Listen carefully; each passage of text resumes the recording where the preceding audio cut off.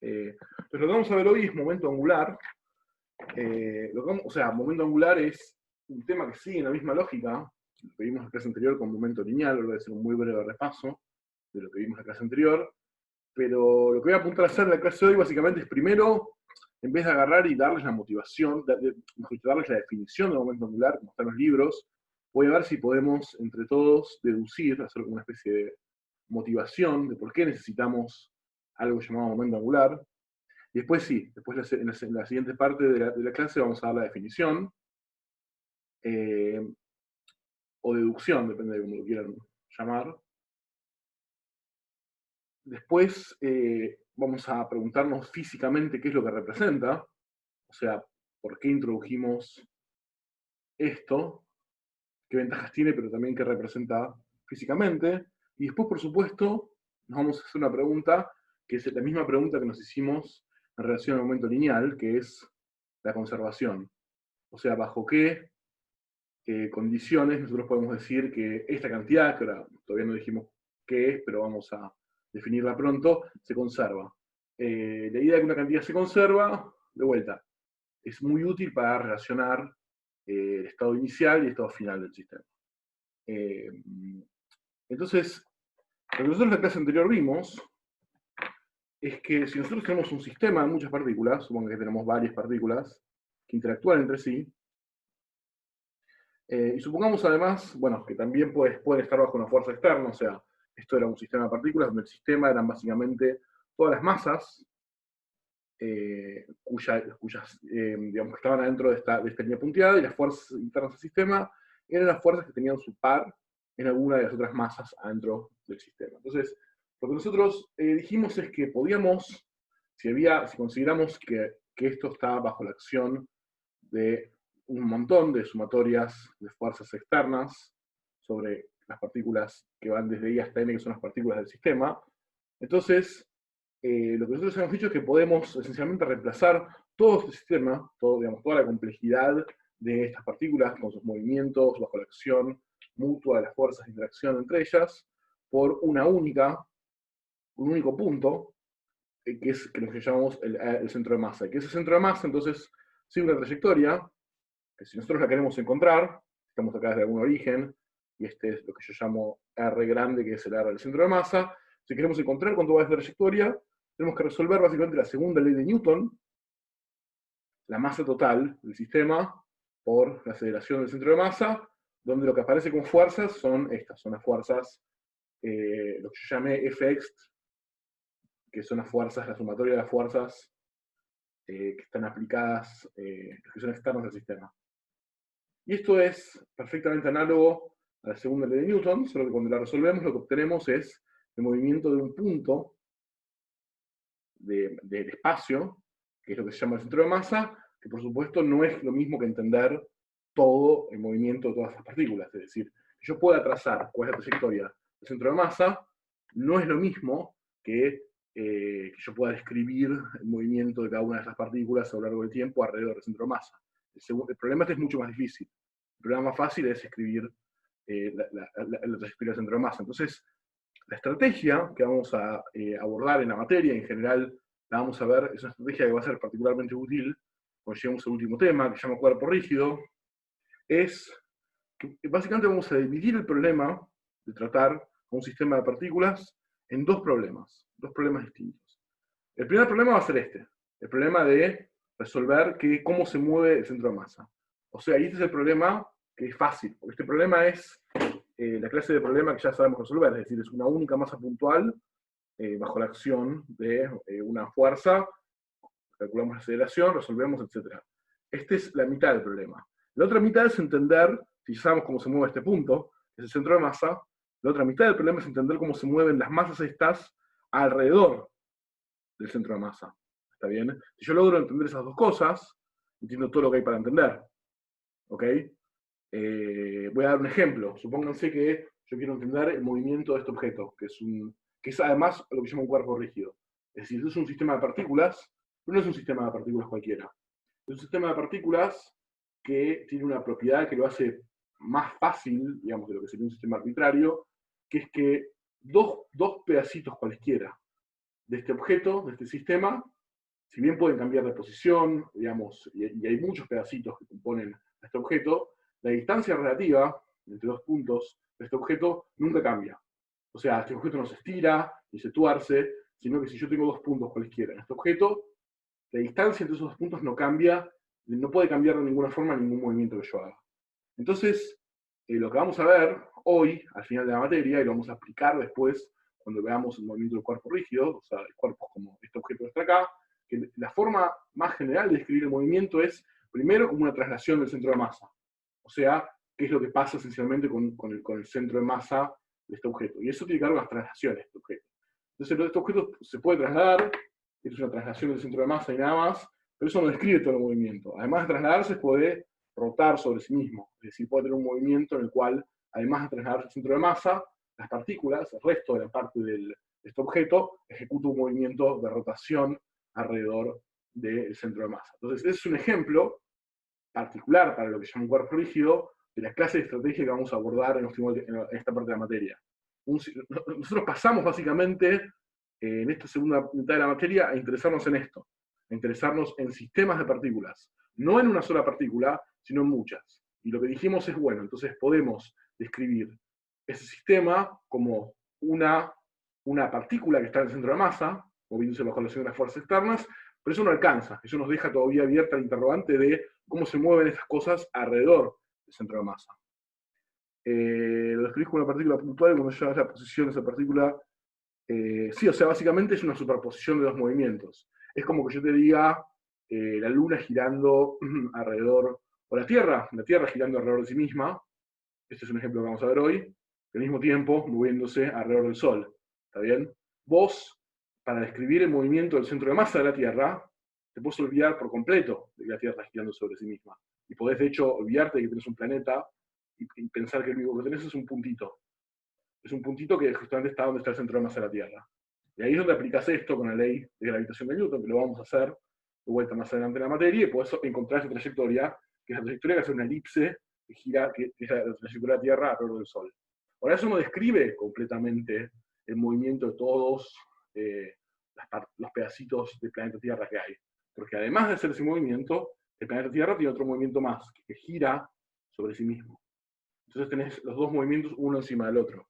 ¿Está bien? Y ese es ese tipo de problemas que vamos a tratar de resolver de acá en adelante la materia. O sea, la materia pasó de preguntarse qué pasa con partículas puntuales a preguntarse qué pasa con sistemas de partículas puntuales. Y ahora nos vamos a preguntar con toda generalidad, con sistemas de partículas puntuales, digamos que son cualquier sistema de partículas puntuales. O sea, acá no hay ninguna relación en principio entre las distancias relativas, entre estas cosas y demás. Y después vamos a terminar la materia estudiando un caso particular de sistemas de partículas, que son los que llaman cuerpos rígidos, son los cuerpos en los cuales estas distancias nos tienen constantes, como si fuese un objeto rígido. ¿Está bien? Bueno, entonces quería darles ese panorama de por qué estamos haciendo las cosas que estamos haciendo en la materia ahora. Entonces tenemos básicamente el desafío de entender sistemas de partículas. O sea, eso es básicamente lo que buscamos hacer en esta segunda parte de la materia. Entonces, formalizando lo que yo dije, vamos a hacer la estrategia es dividir un sistema en dos. Entonces lo que vamos a buscar es, por un lado, describir cómo se mueve, o sea, el movimiento del centro de masa, que eso es fácil, eso ya está escrito acá, digamos, eso es todo lo que tenemos que saber. O sea, esta ecuación que está acá es muy valiosa, porque siempre que queramos escribir el centro de masa, lo que vamos a terminar haciendo es aplicar nuestra ecuación, y después vamos a querer describir no el movimiento del centro de masa, sino el movimiento alrededor del centro de masa, o más formalmente con un sistema, con un origen puesto en el centro de masa. ¿Está bien? Entonces, esa, digamos, es la forma en la cual vamos a, en general, abordar el problema de un sistema de partículas en esta parte de la materia. Entonces, resulta ser que vamos a necesitar más, digamos, para avanzar en esta idea, vamos a necesitar más que el momento lineal. O sea, el momento lineal, si bien es útil hablar de la conservación del momento lineal, y lo vamos a usar en varios ejercicios, resulta ser que el momento lineal no es la única cantidad que nos va a alcanzar para desarrollar esto. Vamos a necesitar otra cantidad más, que es el momento angular, que es extraordinariamente útil. De hecho, probablemente la terminemos usando mucho más que el momento lineal. Y que, sin embargo, me parece que muchas veces los libros la dan, la definición, así como viene, y nunca queda del todo claro por qué necesitamos introducir algo que se llama momento angular. Eso es lo que ustedes también se tienen que preguntar, que en física, cuando viene el profesor y dice, bueno, y ahora esta cosa la defino, se llama el momento lineal, ahora esta cosa la defino, se llama momento angular, defino esto, se llama trabajo, energía. ¿Qué es lo que debería estar preguntándose siempre? Es, ¿realmente necesito definir estas cosas? ¿Qué gano? Digamos, ¿qué ventaja me da tener estas cantidades? Porque no son cantidades básicas. O sea, el momento lineal no es una cantidad inmediata que nosotros experimentamos como la masa, el espacio, el tiempo, que son cosas que básicamente no podemos evitar definir, porque son inmediatas a nuestra experiencia. Pero cuando definimos algo como momento angular, estamos definiendo algo que es una cantidad derivada matemáticamente de esas cosas que sí son básicas a la experiencia nuestra, pero el momento angular no. Entonces la pregunta es, matemáticamente, ¿qué es lo que yo gano definiéndolo? Entonces, lo que yo digamos, la forma en la que yo voy a intentar motivar esto es la siguiente. Vamos a tratar de definir, o sea, una cantidad que sea análoga al momento lineal, pero para rotaciones. Ustedes se cuenta que yo en un momento escribí la clase pasada que P, intuitivamente, lo podíamos entender como la cantidad de masa en movimiento. ¿Está bien? Porque era el producto justamente de la masa por la velocidad. Entonces, a mayor masa o mayor velocidad, mayor momento. L, que va a ser la letra que vamos a usar para definir el momento angular, la idea va a ser definirla como masa en rotación. Y ahora voy a poner acá más adelante cómo la definimos, pero la idea es que a mayor masa y mayor rotación, que tiene que, ahora vamos a dejar en claro qué quiere decir mayor rotación, mayor momento angular. Pero la idea es básicamente es la análoga. Y de la misma forma que nosotros vimos además que P se conserva si las fuerzas externas son iguales a cero. Lo que nosotros vamos a buscar básicamente es una cantidad de momento angular que se va a conservar si las fuerzas externas están en la dirección radial, que es la dirección justamente que no cambia el módulo de la velocidad. Ahora vamos a un ejemplo. Por ejemplo, vamos a de este caso particular. Supongamos que tenemos una partícula que está en un movimiento circular. Esta es la trayectoria, esta es la masa, acá vamos a tener el origen, vamos a suponer que esto está apoyado sobre una mesa sin rozamiento, o sea que podemos decir que la gravedad entra, por ejemplo, así.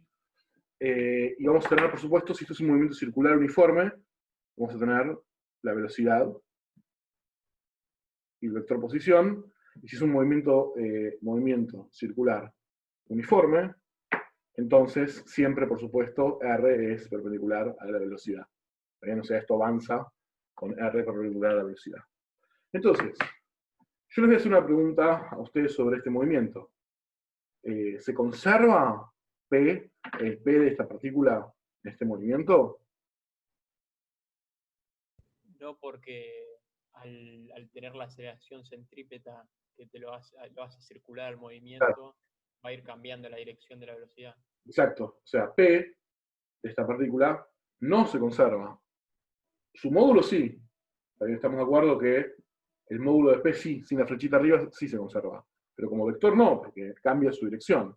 Ahora, nos gustaría definir al momento angular, dado que la rotación de esta masa no cambia en el tiempo, es decir, es una rotación que ni se aleja ni se acerca del centro, y tampoco cambia su velocidad, sea lo que sea que definimos como momento angular, si lo vamos a definir como masa en rotación, vamos a querer que el momento angular sea constante en este movimiento.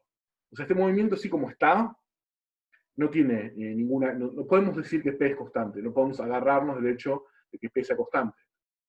no es constante. Pero el momento angular, que lo vamos a definir ahora, la idea es que sí sea constante para este movimiento.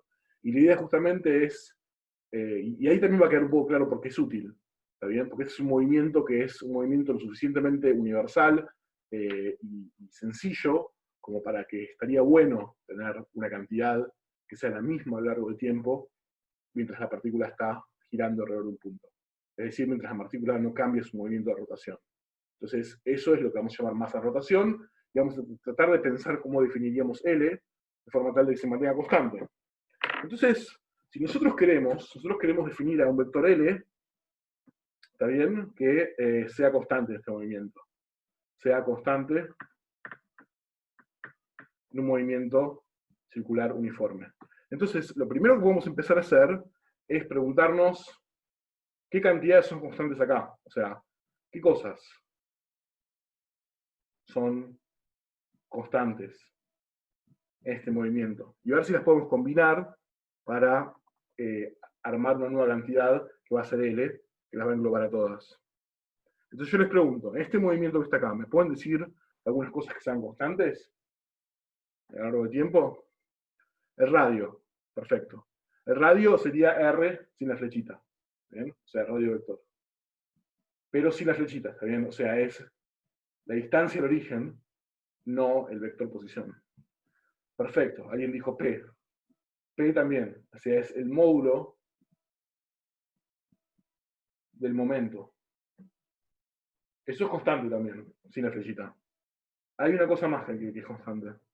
Bueno, la masa... ¿Cuál es la diferencia, perdón, entre P y P vector?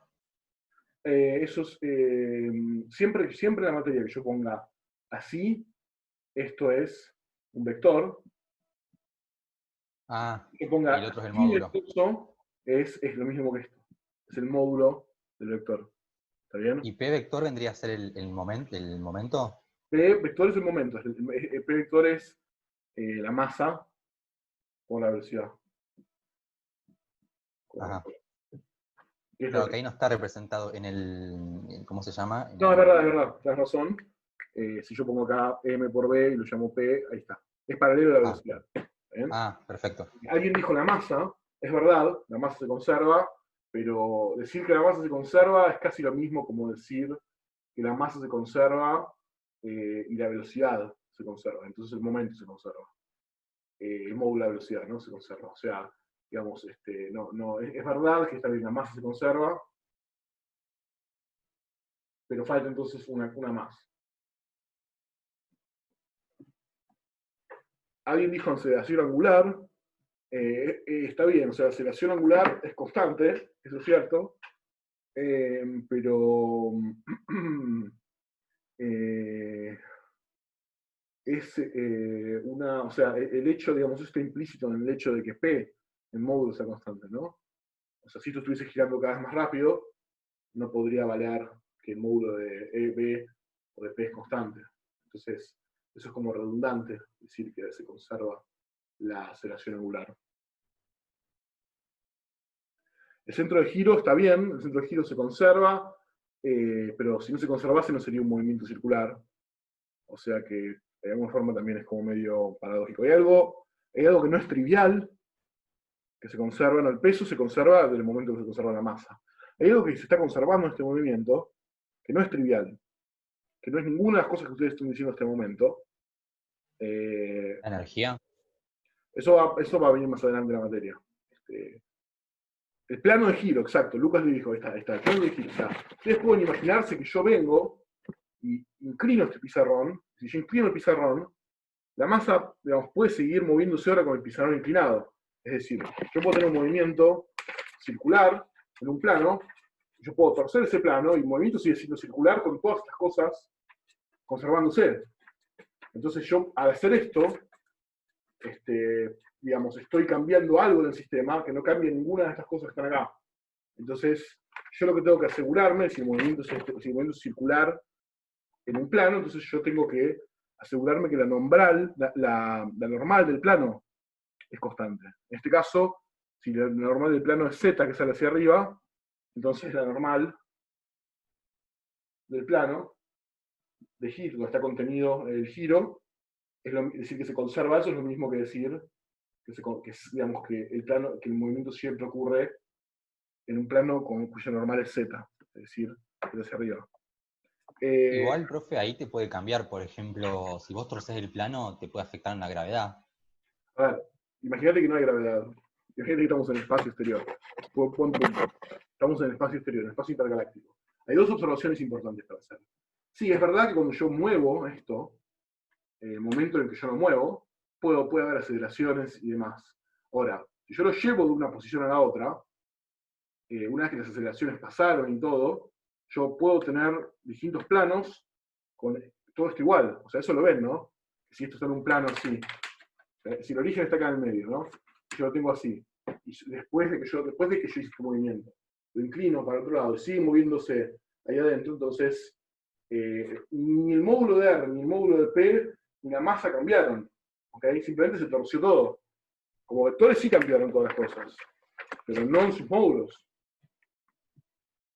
¿Está bien? Sí, mientras se cambie el plano de giro puede ser que cambien estas cosas, aunque seguramente de una forma lo puede hacer muy despacito sin que cambien, pero olvídate de la gravedad, imagínate una partícula moviéndose aislada de todas las demás fuerzas, una partícula libre, girando en un movimiento circular, únicamente hay una fuerza, ¿no? Una tensión de una soga o algo que la hace moverse así. En ese caso, ustedes están de acuerdo conmigo, que yo puedo inclinar el plano y todas estas cosas permanecen constantes, las tres primeras, ¿no? ¿Se lo ven? Es importante. Sí, sí. Si no me lo creen, ok, bueno.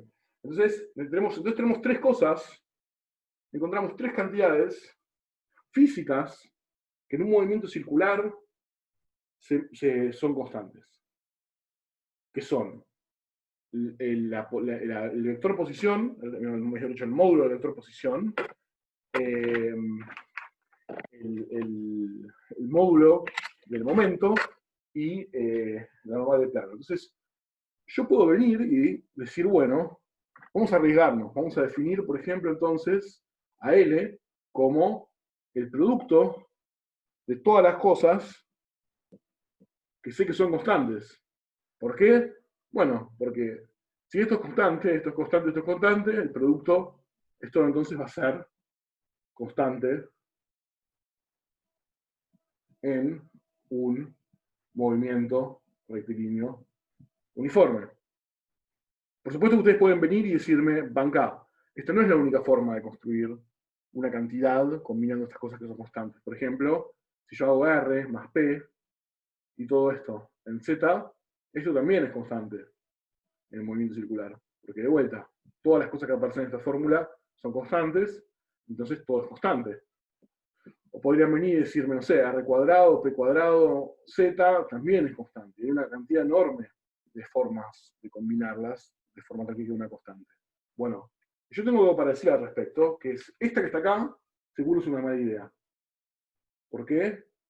Bueno, porque fíjense que en L', en esta hipotética definición, es distinta de 0 cuando P es igual a 0. Es decir, si la partícula está quieta, si P es igual a 0, esto puede ser distinto de 0.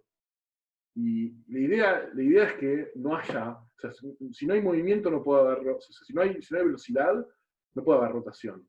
Entonces, cualquier medida razonable de, entre comillas, masa en rotación, tiene que dar 0 si no hay ninguna rotación ocurriendo. Entonces, esto es raro que esto sea así. O sea, esta definición no parece muy buena, porque podemos tener un momento angular no nulo, aun si tenemos que la partícula está quieta.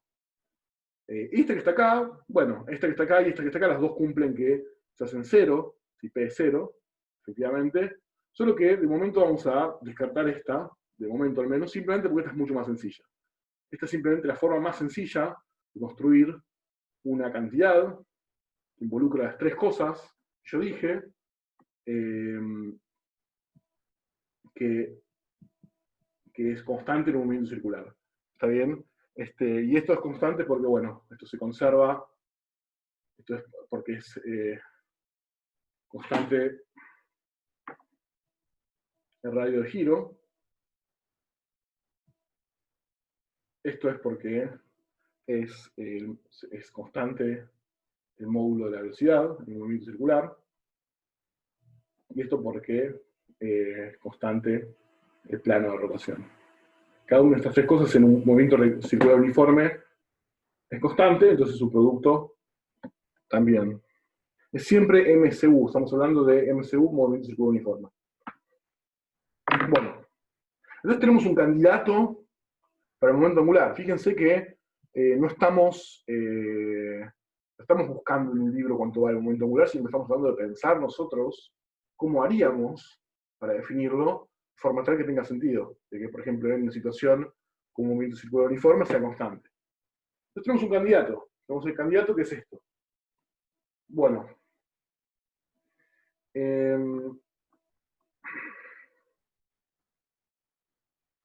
Ya que tenemos este candidato, vamos a ver si sirve para otras situaciones en las cuales también esperamos que se conserve el momento angular. Es decir, nosotros partimos y dijimos, bueno, el movimiento circular uniforme, acá dice, perdón, MCU. Te dije que decía una cosa y decía otra, discúlpame. Entonces, esto partió de preguntarnos qué cosas son constantes en un movimiento circular uniforme y construimos esto para que se cumpla que esto también sea constante en un movimiento circular uniforme. Ahora, yo les voy a preguntar, ¿en qué otra situación ustedes se imaginan que L se conserva también? O sea, dijimos, bueno, digamos, L, ¿en qué situación esperaríamos que L se conserve? O sea, vamos a... ¿Cómo les gustaría, digamos, mejor dicho, están construyendo un L, ustedes están, en este momento estamos armando nosotros el L. Así que, vamos, bien, perfecto. O sea, lo que Juan dice es, si el objeto, más que en línea recta, vamos a pensar que el objeto se mueve, el objeto está libre. O sea, el objeto no está bajo la acción de ninguna fuerza. O sea, las fuerzas externas son cero. El objeto está moviéndose libremente, y para una partícula libre, en general todo se conserva en la física. O sea, salvo por supuesto la posición respecto a un sistema de coordenadas fijo. Pero la idea es que para una partícula libre, o sea, para una partícula libre, vamos a querer que L se conserve. ¿Ok? Entonces, ¿estamos de acuerdo de eso? O sea, si en el universo no hay nada, excepto mi partícula, que se está moviendo sin interactuar con nada, sería raro que haya algo que no se conserve. ¿Está bien? P seguro se va a conservar, porque P es constante. Nos gustaría que L también se conserve. Entonces vamos a justamente describir esa situación que yo estoy diciendo. ¿Qué quiere decir que una partícula se mueva libremente en línea recta? Bueno, tenemos acá nuestro origen. Subir un poquito esto. Este será nuestro versor X. Será nuestro versor Y. Y tenemos a nuestra partícula moviéndose libremente en el espacio por esta línea recta que está acá. ¿Ok? Estará en algún momento determinado en esta posición, y en un momento posterior estará en esta posición de que está acá, y en los dos tendrá la misma velocidad, ¿no? Porque la velocidad no cambia. Será en algún T1 y será en algún T2. ¿Está bien? La partícula se mueve libremente. Ahora, si yo trazo los radios vectores, esto es R1 y esto es R2, automáticamente veo que esta definición no puede estar bien. Porque L1 es igual al módulo de R1, tengo un agujero blanco, módulo de R1 por P, que sí es constante, la velocidad es constante, en Z, y L2 es R2P en Z, y claramente R1 y R2 no son iguales. ¿Ok? Uno es más largo que el otro. Entonces estas cosas no son iguales. O sea, esta definición que yo di no puede estar correcta. Hay que modificarla de alguna forma, hay que arreglarla de alguna forma para que se cumpla nuestra intuición de que una partícula que se mueve libremente en el espacio, sin estar bajo la acción de ninguna fuerza, tiene un L constante. Entonces, la manera de hacer eso es darse cuenta que si bien R1 y R2 cambian, R2 es más grande que R1, hay algo que no cambia, el árbol de movimiento, que es la distancia entre el origen y la línea que ocurre en movimiento. O sea, esto podemos llamarlo D. ¿Ok? D es constante. Entonces, yo lo que querría hacer básicamente es encontrar la forma de que D aparezca en mi ecuación. No, el origen no está en el centro de masa, el origen está en cualquier punto del espacio. Estamos poniendo el origen acá, pero podríamos haberlo puesto acá, lo podríamos haber puesto en cualquier punto del espacio y tendríamos el problema que yo estoy diciendo. ¿Ok? ¿Está bien? Bueno. Entonces, ¿cómo podemos corregir este problema? Corregir esta definición para que valga también que L es constante por una partícula libre. Entonces, vamos a hacer un poco de trigonometría. Fíjense que si yo acá tengo mi origen O, yo tengo entonces acá esto que dije que vale D, esta que es la recta por la cual se mueve la masa. Imagínense que yo en un tiempo determinado tengo este radio vector y tengo además este momento P hacia allá. Entonces, yo voy a pensar, vamos a pensar un momento en este ángulo alfa, que si ustedes se dan cuenta es el mismo ángulo alfa, que es que si yo continúo esto y trazo un ángulo alfa acá son iguales, es el mismo ángulo alfa. Y vamos a notar entonces que si yo hago la cuenta, que es, o sea, es un triángulo rectángulo, ¿no? En el cual el seno de alfa es el opuesto sobre la hipotenusa, que es el radio de R. ¿Está bien? Entonces D, que es el opuesto, es igual a R por el seno de alfa. Entonces yo puedo corregir esta definición siempre que yo cambie R por R de seno de alfa. O sea, lo que se mantiene constante de vuelta a lo largo mientras la masa se mueve por esta recta, no es su distancia al origen, sino la distancia de esta recta al origen. Entonces, yo lo que puedo decir es, en realidad L va a ser R por el seno de alfa por P en Z versor, donde alfa, si se fijan, es el ángulo que forman R y P. ¿Está bien? ¿Por qué? Bueno, pues yo si este vector lo transporto acá, ¿no? Me queda que alfa es el ángulo entre los dos, entre P y entre R. O sea, ángulo.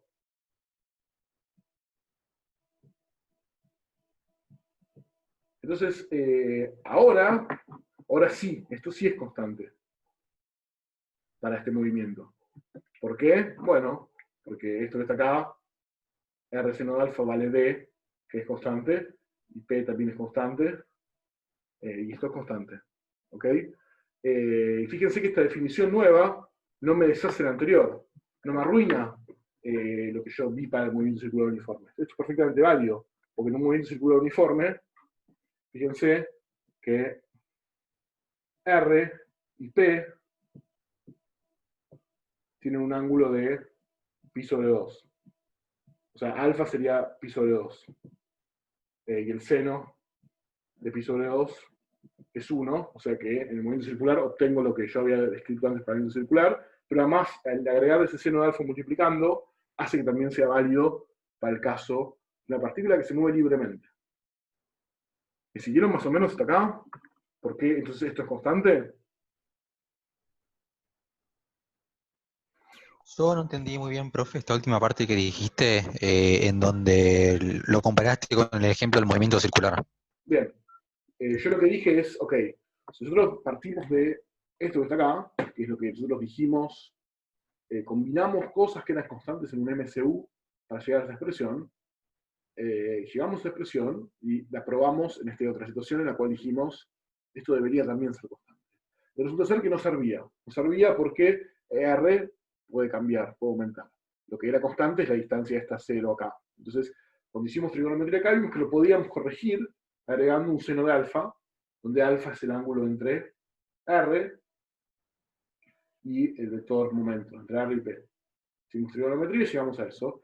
Y lo que yo quise hacer acá recién es mostrarte que agregar ese seno de alfa no es que deshicimos lo que habíamos hecho antes para el movimiento circular. Es decir, al agregar el seno de alfa, este L se sigue conservando en un movimiento circular. Y se sigue conservando porque, bueno, porque lo que sería alfa, en este caso, es esto que está acá. No siempre vale lo mismo. Siempre vale el pi sobre 2, también es constante. Entonces, ese seno de alfa en un movimiento circular es igual al seno de pi sobre 2, que siempre vale 1.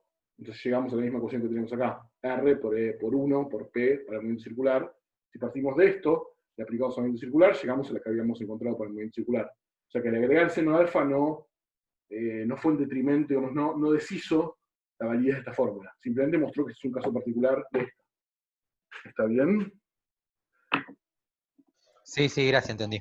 Si alfa es 0, en este caso sería menos X versor, pero sí, serían paralelas. Bueno, ahora ustedes ya deberían estar sospechando cómo sigue esto, ¿no? ¿Por qué? Porque estamos definiendo una cantidad a partir de otros dos vectores. Estamos definiendo una cantidad a partir de R, del vector R, y del vector P, en la cual es la cantidad que definimos, ¿no? L, como está en Z, es perpendicular a los dos. L es perpendicular a R y L es perpendicular a P. ¿Ok? Y eso simplemente porque, bueno, eso va a pasar siempre. O sea, si nosotros consideramos que Z es la normal del plano en el cual ocurre el movimiento, entonces los vectores posición y velocidad están los dos en ese plano. ¿Está bien? O sea, si yo tengo esto, esta es mi normal, y sale hacia arriba, es perpendicular tanto a R como a P. Y si yo inclino todo esto, va a seguir siendo perpendicular. O sea, esa es la definición de la normal de un plano. Es perpendicular a todos los vectores que están contenidos en el plano. Y R y P siempre están contenidos en el plano de la rotación. Entonces, siempre L tiene que ser perpendicular a R y a P. En particular, en estos casos, como me queda que es paralela a Z, es obvio. Z sale hacia arriba y R y P están en el plano. ¿Está bien? Entonces, tenemos dos condiciones. Y además, tenemos que el módulo de L, exactamente como dijo un compañero ahí, el módulo de L, sin esto, lo que sería el módulo de este vector que está acá, es el módulo del primero, de R, por P, por seno de alfa, donde alfa, ustedes recordarán, que lo escribí acá, es el ángulo entre esos dos vectores. Entonces, la pregunta es qué operación vectorial yo puedo definir que cumpla con todo esto, que el resultado sea perpendicular a los dos vectores que yo estoy operando, y que su módulo sea el producto del módulo de uno por el módulo del otro por el seno del ángulo entre los dos. ¿Qué operación vectorial? Producto vectorial. Exactamente. Entonces, L, definido como R, vector P, es lo que nosotros buscamos. Esta es la definición que nosotros buscamos de momento angular. Es una definición que ustedes la leen, así como viene. Quizás les resulta un poco, digamos, extraño que alguien quiera definir de esa forma el momento angular, pero vimos que pidiendo cosas más o menos razonables, que se conserven situaciones más o menos razonables, entonces es inescapable, básicamente, la definición de momento angular. Tiene que cumplir. Es el producto vectorial de la posición con el momento. ¿Está bien? Y eso es, ahora vamos a describir un poco mejor qué significa. Acá ya hay algo, digamos, hay varias cosas que son raras. Sí, Franco, una pregunta. Te escucho.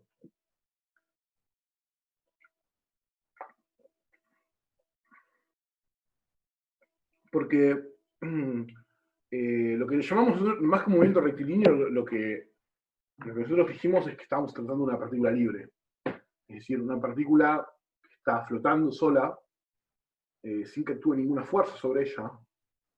Y en física vos esencialmente querés que, en el caso de una partícula libre, que es el sistema físico más sencillo que hay, en el cual nada cambia, en el cual todo es constante, sería muy raro que esto cambie. O sea, vos querés que en una partícula libre todo se conserve. ¿Está bien? Es el caso en el cual, ¿por qué cambiaría algo, digamos? O sea, no hay nada pasando. ¿Está bien? es como, digamos, tener una partícula flotando en el cosmos, abandonada, por los siglos de los siglos, sin que interactúe con nada ni con nadie, y qué sentido tendría entonces definir una cantidad que, ¿no? que cambie en el tiempo para esa partícula, cuando claramente nada está cambiando. Bien. Bueno, hay varias cosas que son interesantes sobre, claro, no George Clooney, sobre el momento angular. Hay dos cosas particulares que son interesantes, son importantes y hacen que sea un poco distinta a las otras cantidades que nosotros conocemos. Pero primero vamos a ver qué representa, o sea, qué es lo que representa físicamente el momento angular. Dijimos que era... dijimos que la idea era masa en rotación. Vamos a ver si logramos capturar esa idea. ¿Qué quiere decir masa en rotación?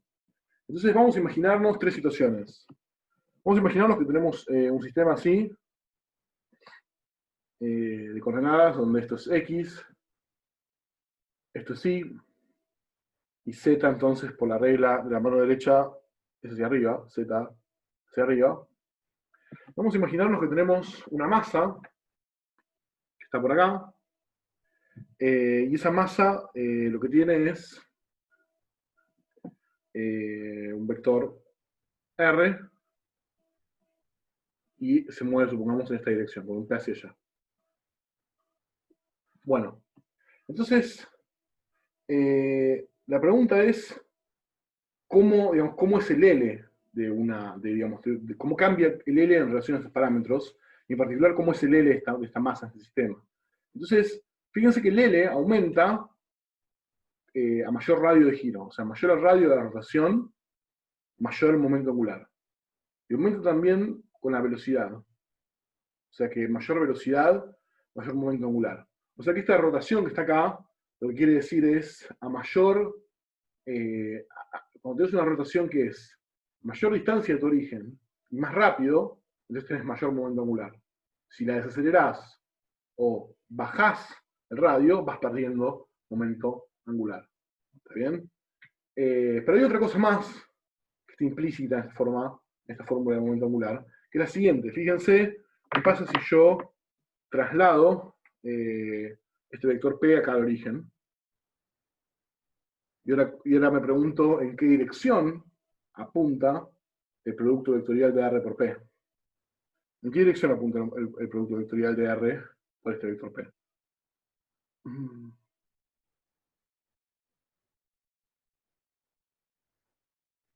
Alguien puso menos Z, pero yo diría que es Z, ¿no? Porque es así, estoy acá, y hago así, tuc, y apunta en Z. O sea, L es paralelo a Z positivo. ¿Está bien? Entonces, L, mejor dicho, el módulo de L, o sea, lo que sería el valor absoluto de L, mejor dicho, en qué dirección apunta L, me dice la dirección del sentido de rotación. O sea, L en Z, eso me quiere decir que es antihorario. ¿Está bien? O lo que es lo mismo, módulo de L mayor a 0. Si el módulo de L es mayor a 0, yo sé entonces que mi rotación está ocurriendo en un sentido antihorario, como es en este caso. Digamos, no es que en este sentido hay una rotación ocurriendo, digamos, esto podría no rotar después, podría seguir en línea recta. ¿Está bien? Pero no importa, porque lo que está rotando es el vector R. Yo no sé si se entiende, pero lo voy a dibujar acá de vuelta. Ustedes lo que tienen que pensar, imagínense que tienen esta situación, ¿no? Tienen R acá, y tienen P. Entonces ustedes calculan fácilmente cuánto vale R vector P. Entonces ustedes me podrían decir, bueno, pero si esto en realidad no está rotando, si esto se está moviendo en una línea recta así. ¿Por qué tengo que esta masa está en rotación? ¿Por qué puedo decir que la masa esta tiene un L, si L justamente es la propiedad de las masas en rotación? Bueno, porque claramente el vector R sí está rotando. El vector R está rotando en la dirección antihoraria. ¿Está bien? Si bien, digamos, en un movimiento circular lo que pasa es que a medida que rota el vector, también se achica, entonces se mantiene en un círculo. Pero el vector puede rotar y hacerse cada vez más largo, y en ese caso es como si fuese una trayectoria de línea recta. ¿Está bien? Pero digo, lo que ustedes tienen que darse cuenta acá es que esto, esencialmente, hay una masa en rotación donde su vector R está rotando de esta forma hacia la izquierda, ¿ok? ¿Por qué? Bueno, porque siempre que L sea mayor a 0, lo que voy a tener es que el sentido de rotación va a ser antihorario. ¿Está bien? ¿Cómo lo definí? El caso opuesto puede ser una cosa así. O sea, el caso opuesto es, supónganse que ustedes tienen acá de vuelta su origen, Z hacia afuera. Entonces tenemos, no sé, qué sé yo, algo de este estilo. R y P hacia abajo. Bueno, entonces, cuando ustedes llevan este vector hacia acá, hacia el origen, P, y ahora se preguntan cuánto vale R vector P, bueno, entonces ahora para hacer la cuenta tienen que meter la mano así como estoy metiendo yo, no tienen que ir con su mano derecha desde R hasta P. Lo que acá era así, ahora es así. Entonces esto les va a dar en menos Z. ¿Está bien? O sea que L en menos Z, o lo que es lo mismo, módulo de L es menor a 0, es una rotación en sentido horario. ¿Está bien? Y de vuelta, incluso si esto fuese un movimiento rectilíneo, no importa, el vector posición sigue rotando, en este caso horario, acá era antihorario. Entonces, el signo de L esencialmente les dice en qué dirección, si horaria o antihoraria, está rotando la masa, y la magnitud de L les dice esencialmente qué tan lejos están y qué tan rápido está ocurriendo la rotación. ¿Ok? Profe, una pregunta, ahí no te equivocaste y no tendría que ser perpendicular P a R. No, es un movimiento cualquiera, estos no son movimientos circulares. Eso es algo que estoy intentando enfatizar. Estos son movimientos cualquiera, no tienen por qué ser circulares. Vos podés tener un movimiento así, digo, esto definido así no necesariamente vale solamente para movimientos circulares, vos podés tener, qué sé yo, podés tener, no sé, esto, ponele, R, vector P, y lo que está haciendo, digamos, y esto que está acá, esta velocidad, tal como está puesta, lo que está haciendo básicamente es torcer el vector R en la dirección, rotar el vector R en la dirección horaria, digamos, y no hace falta que sea un movimiento circular. Como te decía, si esto fuese una línea recta, esta vez no va a ir rotando de esta forma. Pero no importa, digamos, lo importante es en ese momento en que es en un instante de tiempo después, en qué dirección va a haber rotado el vector R. Si en un instante muy cortito de tiempo después la rotación ocurrió hacia acá, entonces L es negativo. Si en un instante de tiempo después fue hacia allá, L es positivo. ¿Está bien? Y en el último caso, que es, supónganse que vos tenés R y tenés además que P, en este caso la masa M, P es paralelo, o sea, R es paralelo a P. Si R es paralelo a P, entonces L tiene que ser 0. Y eso es consistente con el hecho de que no está rotando ni para allá ni para allá. Lo único que está haciendo es aumentar su módulo, R, en este movimiento. Pero no está yéndose ni para la izquierda ni para la derecha. Entonces L es 0. Si fuese mayor a 0, sería para allá, y si fuese menor a 0, sería para acá. Y cuando L es 0, no rota en ninguna dirección. ¿Se entiende?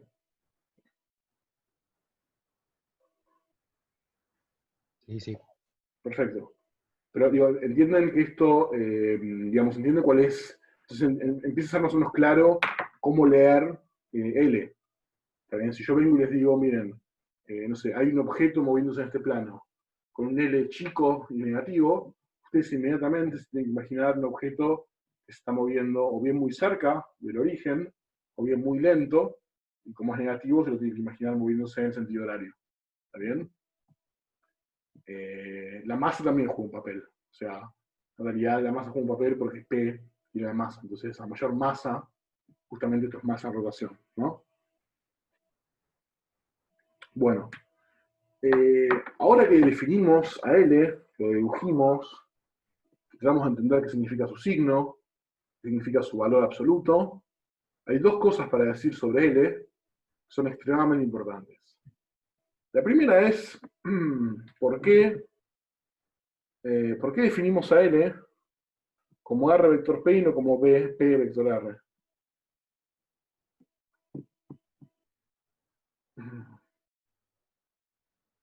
¿Por qué, digamos, no definimos a L como P vector R y como R vector P?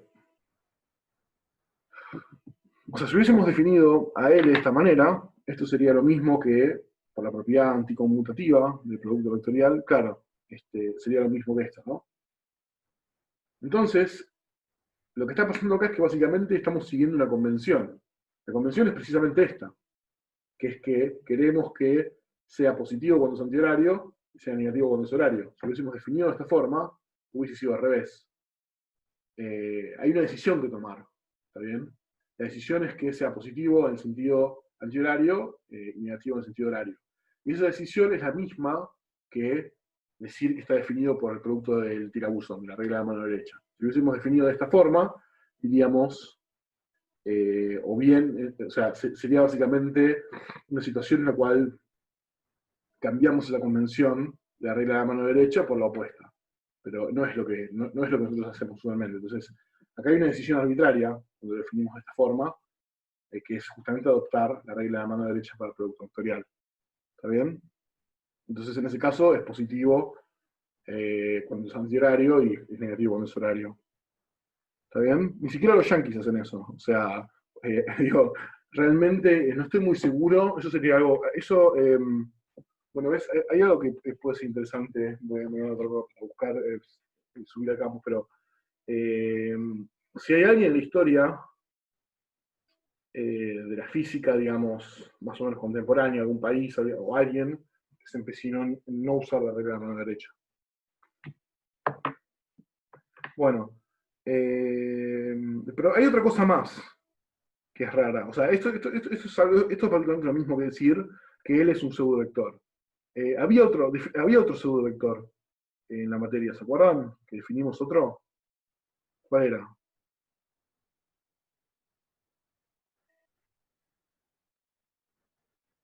Omega, ¿no? Bueno, nada, omega, de vuelta, es también un pseudovector. ¿Por qué? Bueno, porque hay una convención. Si omega apunta hacia arriba, las cosas giran hacia allá. Si apunta hacia abajo, las cosas giran en el centro opuesto. Podría usarlo definido al revés, pero es la misma convención que esta. Él es un pseudovector, sí, es un vector que esencialmente depende de lo que vos decidas respecto a la regla de la mano derecha. Se llama pseudovector. Bueno, hay algo más, es una observación extremadamente importante sobre el momento angular, muy, muy importante, ustedes tienen que grabárselo, y aparte lo van a entender, porque no es complicado, que es la siguiente.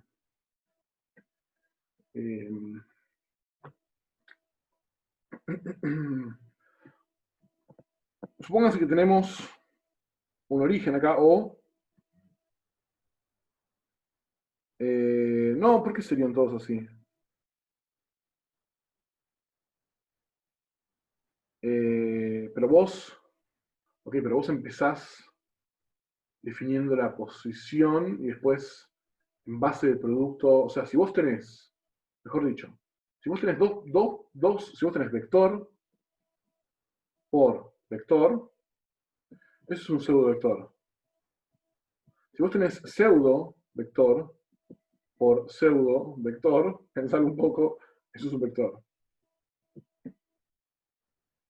¿Ok? Podés enroscarte y pensar estudios, pero no, o sea, digo, la respuesta a tu pregunta es, no son todos así. Son los vectores, como la posición, la velocidad, son este tipo de vectores. Cuando vos los combinás en un producto, te da un pseudovector. ¿Está bien? Pero no, pensarlo y vas a descubrir que no tiene sentido decir que todos los vectores son pseudovectores. Y lo que vos dijiste de que todo vector es producto vectorial de otros dos, pensá en esa situación. Todos pseudo por pseudo es un vector. Si seguís dudando de que sea así, lo charlamos. Bueno, entonces tenemos un origen, tenemos una masa, tenemos su vector posición, y tenemos su momento, entonces podemos calcular cuánto vale si esto es P, no sé por qué estoy con borrar el dedo, si esto es P, entonces podemos calcular cuánto vale L, ¿no? L es R vector P. Y acá no hay ningún problema. Ahora supónganse que yo vengo y digo, no, bueno, pero yo voy a describir el movimiento de esta partícula desde otro lugar, desde O'. Y desde O', yo lo que tengo es un vector R', y también tengo el vector que es la ubicación de O' respecto de O. Supongamos que O', que la velocidad de O' respecto de O es 0. O sea que está quieto O'. O sea que si O, por ejemplo, es un sistema inercial, O' también. Están quietos, pero cambió el origen en el que yo me estoy moviendo, midiendo las posiciones. O sea, acá lo estoy midiendo desde acá y acá estoy midiendo desde acá. Entonces, si O', O' lo que va a hacer es también va a querer calcular cuánto vale L. Y O', entonces lo que va a decir es, bueno, entonces L', es decir, el momento angular visto desde O' va a ser R', producto vectorial P'. O sea, va a ser la posición, el vector posición que veo prima, producto vectorial del momento que veo prima. Como no hay movimiento relativo entre O y O', la velocidad de la masa que veo y la velocidad de la masa que veo prima son las mismas. Eso es porque no están en movimiento relativo. Si las velocidades son las mismas, entonces los momentos también. Entonces esto en realidad es lo mismo que sin A', porque el momento que ve O' es el mismo momento que veo. Pero esto sí es diferente, la posición. O sea, es diferente y puedo escribir qué tan diferente es, ¿no? Acá tengo la relación. R es igual a R' más R de O'. Yo puedo despejar, esto me va a quedar entonces R menos R de O, producto vectorial P, o lo que es lo mismo, R vector P menos R de O vector P. ¿Podrías repetir, profe, este último paso? Sí, hasta acá estamos bien. Hasta R por P, sí. Incluso sin la prima, cuando saqué la prima también, la P, Sí, sí. listo. Sí, Entonces sí, sí. lo que estoy haciendo simplemente es reemplazar acá donde dice R, esto, o sea, estoy despejando acá, estoy de acá despejando, entonces, como vale esto, con la regla de cómo se suman los vectores, este vector es la suma de este más este, entonces R', paso restando, es R menos R de O'. Entonces lo que hago es, meto esto acá. Ah, perfecto, gracias. Y esto es lo que antes yo llamaba R'. Y ahora distribuyo el producto, me queda R por P, que es lo que yo había llamado L, o sea, el momento angular que veo. Y después me queda este término que está acá. Y este término que está acá, en general, para un movimiento cualquiera, así por un movimiento X, ustedes se van a encontrar en la materia, en el mundo, donde fuese, para un movimiento general, esto no necesariamente es cero. Eso es lo que es distinto de cero. O sea, siempre que no sean paralelos, este vector o este vector, que justo en este caso me quedó medio como que eran paralelos, pero bueno, pongamos que P en realidad se mueve así. ¿Ok? Siempre que no sean paralelos, no va a ser cero. Entonces, llegamos a la conclusión de que L es igual a R vector P, pero L, que calcula el sobre O', es L menos esta cosa. Entonces, lo que está pasando acá es que L, y esto lo voy a anotar gigante, o sea, el momento angular, su valor depende del origen de coordenadas que ustedes elijan. A veces también se lo conoce al origen de coordenadas como el centro de momentos, cuando ustedes computan el momento angular. Es el centro respecto al cual miden todos los vectores. Es decir, que a veces, otra forma de escribir esto que van a encontrar en los libros es LO es igual a R vector P, pero L de O' va a ser LO menos, bueno, toda esta cosa. esto es algo raro. O sea, ustedes, o sea, L depende del origen de coordenadas, incluso cuando los dos sistemas no se están moviendo. O sea, eso es algo que con P no pasaba. Si ustedes me podrían decir, bueno, P, el momento angular, depende, digamos, de, no sé, de mi sistema de coordenadas. Bueno, para empezar, eso es mentira. Digo, pues si hoy, prima y O no se mueven, entonces P, como dijimos recién, P' y P es lo mismo. Pero incluso si se moviesen, incluso si esto, incluso si hubiese un movimiento relativo pero constante, incluso si hubiese un movimiento relativo pero constante, entonces, en este caso, digamos, digamos, estamos en el caso en que se mueven, pero ahora sí es verdad que P ya no es lo mismo, ¿no? Porque la velocidad va a ser igual a la velocidad prima más esta velocidad, lo prima O. Entonces, P y P' son distintos, ¿no? P es igual a M producto escalar B, y P es igual a M por B', que es B menos B0 o sea, es lo mismo que P menos la masa por B0. O sea que P puede depender del sistema de coordenadas, pero cuando el sistema de coordenadas se mueve. Pero L depende del sistema de coordenadas, incluso cuando no se mueve la masa. ¿Está bien? Esto es, incluso, justo tengo agujero negro acá, blanco, incluso cuando la velocidad relativa entre ambos es cero. Eso quiere decir que cuando ustedes resuelven un ejercicio, el valor de L que van a obtener va a depender de dónde pongan el origen. Incluso si no se mueve, y van a tener distintos valores de L dependiendo de dónde ponen el origen. En algunos el L va a ser 0, en otros va a ser distinto de 0, en algunos va a ser más sencillo resolver el problema, mientras que en otros no. O sea que realmente hay importancia en la relación de dónde pone uno el origen de coordenadas cuando computa L. No es lo mismo, o sea, no se puede hablar de L independientemente del centro de momentos. Si a mí me dicen L vale tanto, yo automáticamente voy a tener que preguntar respecto de dónde. ¿Está bien? Si tienen esta última observación, esto es súper importante, digamos.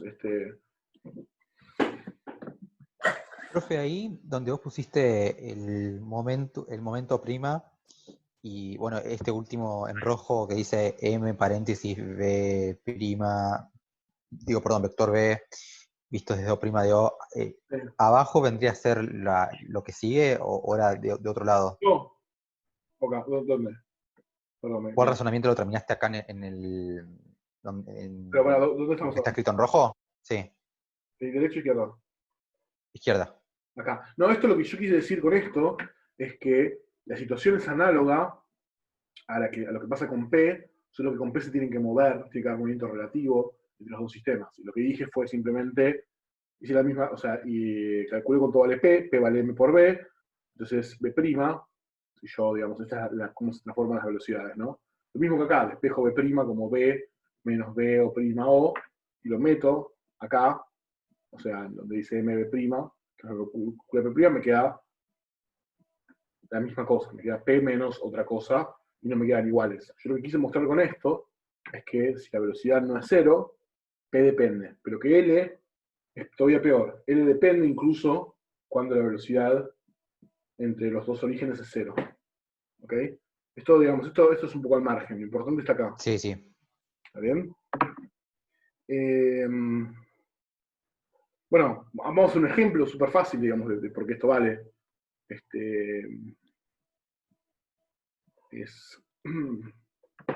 Digamos, es más o menos claro, pero igual lo voy a ejemplificar con una situación parecida a la que vimos recién. O sea, imagínense que nosotros tenemos, no sé, tenemos una partícula que se mueve hacia acá, M, y vamos a decir que tenemos un origen acá, que vamos a llamar O, y un origen acá más hacia abajo, que vamos a llamar O'. Vamos a preguntarnos cuánto vale, si estos son los ejes, X e Y,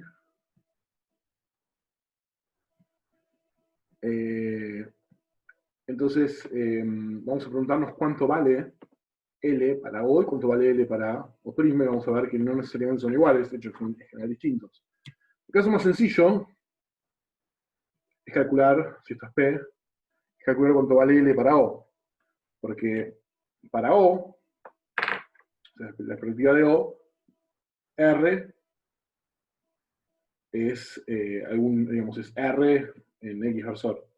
¿Ok? Es simplemente que esto está en X versor, digamos, es alguna distancia R en X versor. Siempre. Porque para O, si se mueve en línea recta la partícula, entonces está confinada a moverse en línea recta, entonces no cambia el versor del radio vector. Y P será menos P, que será constante también, en X versor. O sea, es un movimiento con P constante hacia acá. Entonces, para L, ¿cuánto vale? ¿Cuánto vale el momento angular? 0. ¿Ven? Porque es el producto vectorial de dos cosas que son paralelas. En cambio, para prima, no necesariamente. Para prima puede ser distinto. O sea, imagínense que para prima tenemos que trazar este radio vector, que es el que está acá. ¿Vale? Es R'. Entonces, para prima, R' tiene dos componentes. Tiene, si esto lo llamamos D, entonces tiene que tener, digamos, R' necesariamente es, primero, si pongamos, no sé, llamamos a un ángulo alfa acá. El ángulo se llama alfa que está acá. Entonces, esto es R' por el coseno de alfa. O sea, esto es, está bien, es R' por el coseno de alfa en X versor más D en Y versor. ¿Está bien? O sea, es proyectar el módulo de esto, esta hipotenusa, con este ángulo. Así, acá, esto sería lo que me muevo en X, y en Y me muevo siempre lo mismo, siempre estoy a una distancia D, desde O', visto desde O. Y P, por supuesto, queda igual, porque no se está moviendo O' respecto de O. Entonces, cuando yo hago la cuenta esta,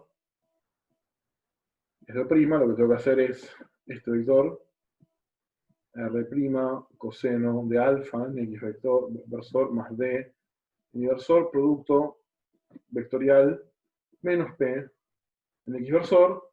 Y fíjense que acá, cuando distribuyo, sí es verdad que este término se me anula, porque me queda X con X, pero este término de acá no necesariamente se me anula. ¿Está bien? Me queda menos P por D, y me queda el producto de Y por X. ¿Y se acuerdan cuánto valía este producto vectorial?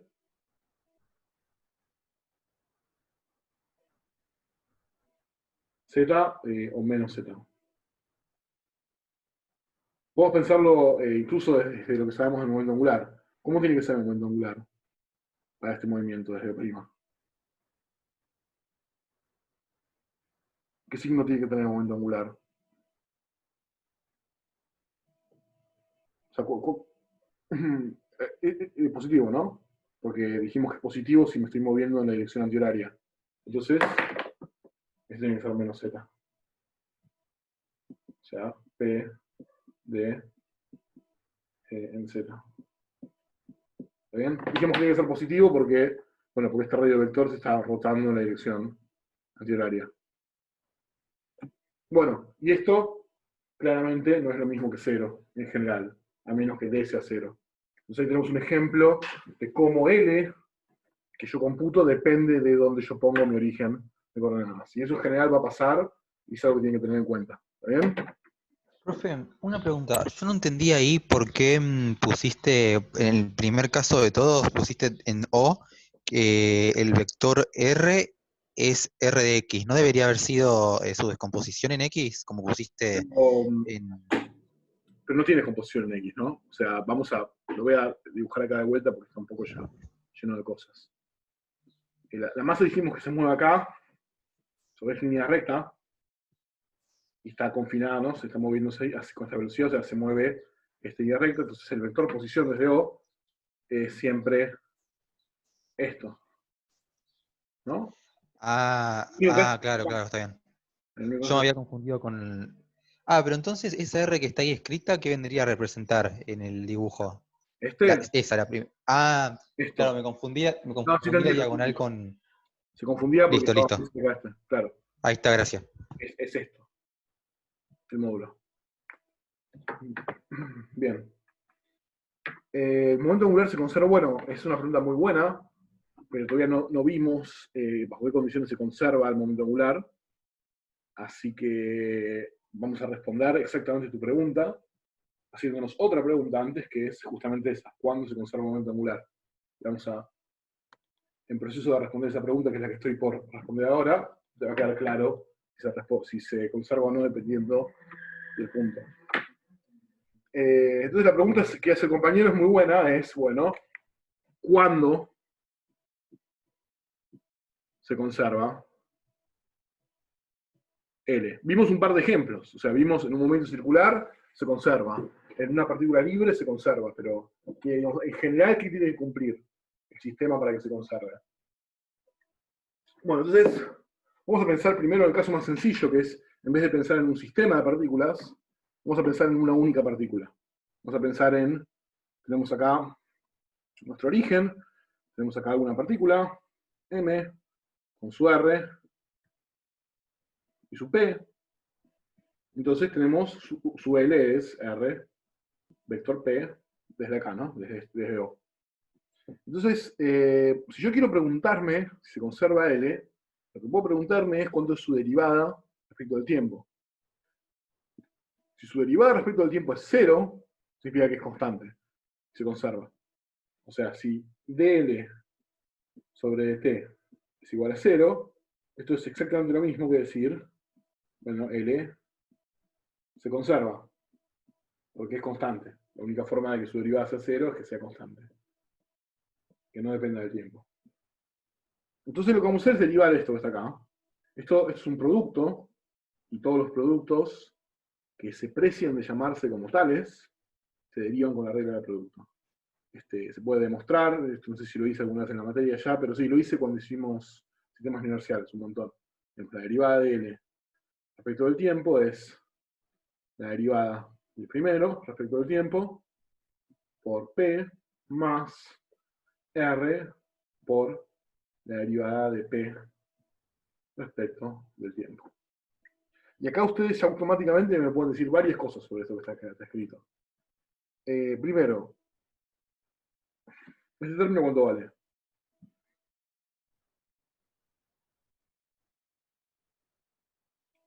¿Todos ven que vale 0?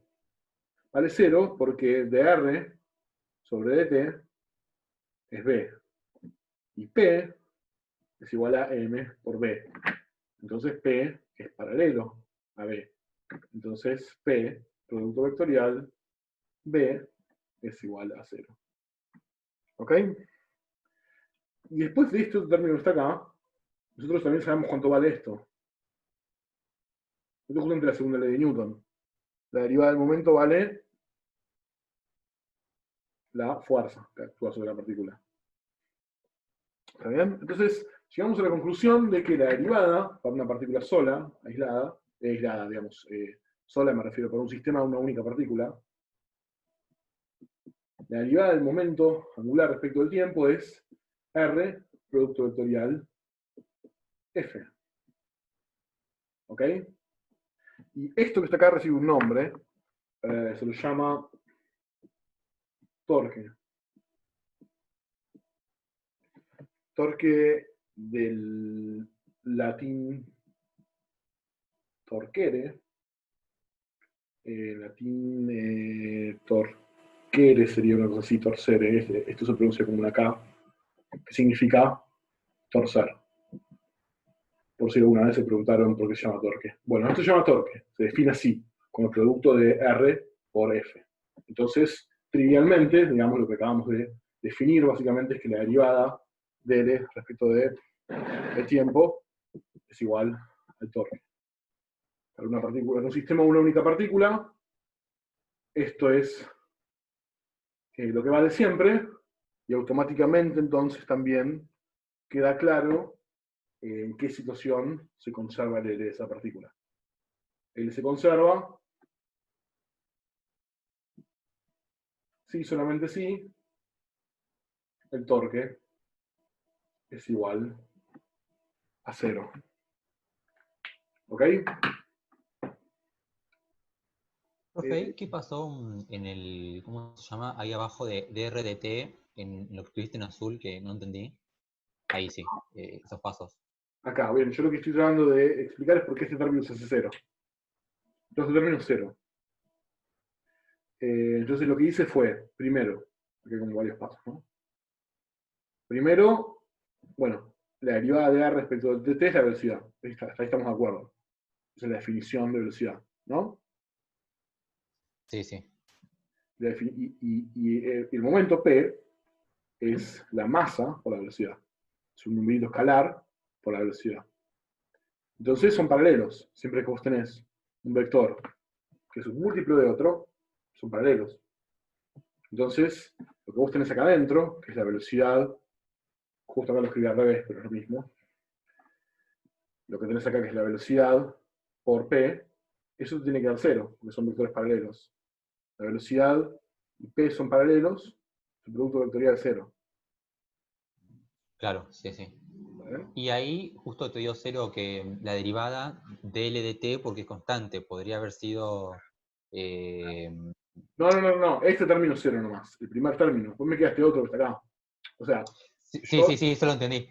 Sí, sí, te preguntaba, además, viste que ahí arriba pusiste como hipótesis que dl dt es igual a 0 si se conserva L, que L es constante, arriba a la derecha.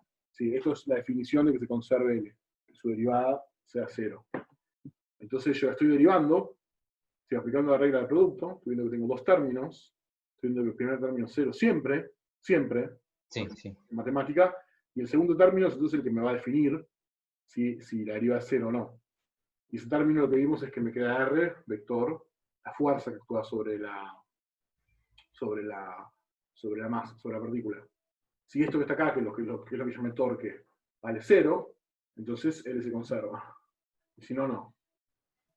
Ah, claro. ¿Bien? O sea, si la fuerza que actúa sobre la partícula es así,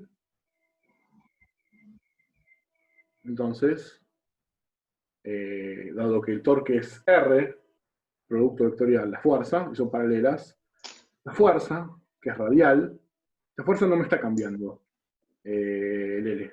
O sea, siempre que la fuerza apunte en la misma dirección que R, como son paralelas, no me lo cambia. Entonces la fuerza no hace torque. Si la fuerza fuese una cosa así, fuese una componente tangencial, bueno, esta fuerza sí hace torque, porque no es paralela a R. ¿Ok?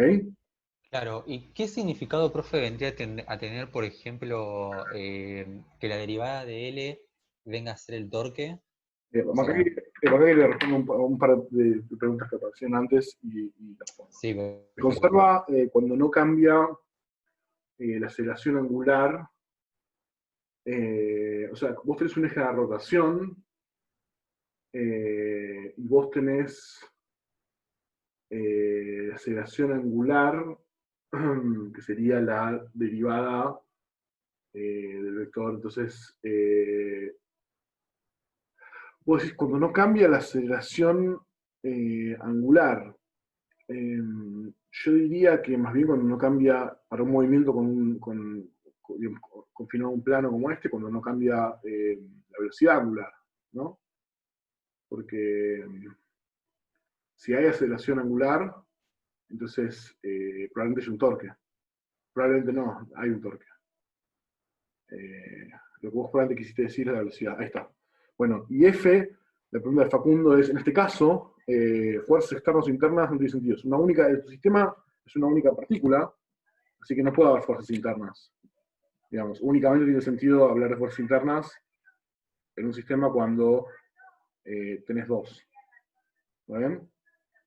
Pero como tenés una sola de momento, no tiene sentido hablar de fuerzas internas o externas. Bueno, y vos me estás preguntando algo, que justo te interrumpí, perdón.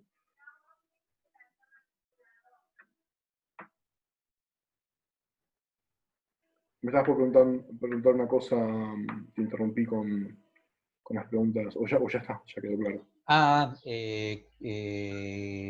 Me colgué. Ah, bueno. ¿Qué significaba que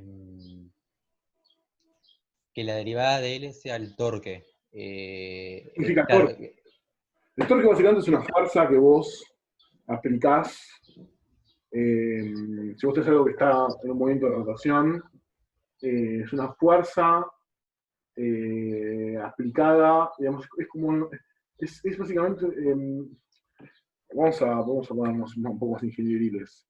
Igual que vos tenés, no sé, una de esas cosas que se llaman tuercas, entonces vos venís con uno de esos objetos que se llaman llaves, encajan en la tuerca, así, tienen como una cosita, y vos decís, bueno, entonces ahora quiero hacer que todo esto gire. Entonces vos lo que haces es, venís y considerás esto que está aplicado a una distancia, que se llama el brazo, y aplicás una fuerza así. Entonces lo que estás haciendo es que estás ejerciendo un torque. Estás haciendo un torque, estás haciendo giradas de tornillo, porque estás aplicando básicamente una fuerza que es perpendicular a R, y esto forma 90 grados, o sea que, digamos, como es un producto vectorial, estás maximizando, y estás, digamos, iba a ser más grande, mayor es D, y más grande, mayor es F. O sea, digo, mayor el torque, mayor la fuerza que vos haces en el sentido, ¿no?, de que esto gire. Básicamente es una fuerza aplicada a una distancia determinada, digamos, y entonces, por lo tanto, siempre que esto no sea así, va a resultar en una rotación, básicamente, en cambiar el vector de posición. ¿Está bien? Y sí, y teniendo en cuenta que L, o sea, que es la derivada de L, ¿se lo puede pensar al torque como, o sea, vendría a ser cómo cambia L en respecto al tiempo? ¿Cómo cambia Sí, esas cosas para... la masa en rotación? Sí, por supuesto. Sí, digamos, si vos querés calcular cuánto vale el momento angular en función del tiempo, el primer paso que vas a hacer, más adelante lo vamos a hacer en esta misma guía, es calcular los torques. El compañero preguntó por qué le dice momento una fuerza al torque. No sé, es una buena pregunta. Hay dos preguntas que me hicieron ya con el pasado. Una es esa, que creo que nunca respondí, y otra es por qué significa el torque de un motor. No, porque ustedes saben que un motor se puede caracterizar tanto por sus caballos de fuerza como por el torque. O sea, son dos números que ustedes miran, y no son, digamos, no son números que uno dependa del otro, son en principio dos dimensiones independientes de un motor. Entonces,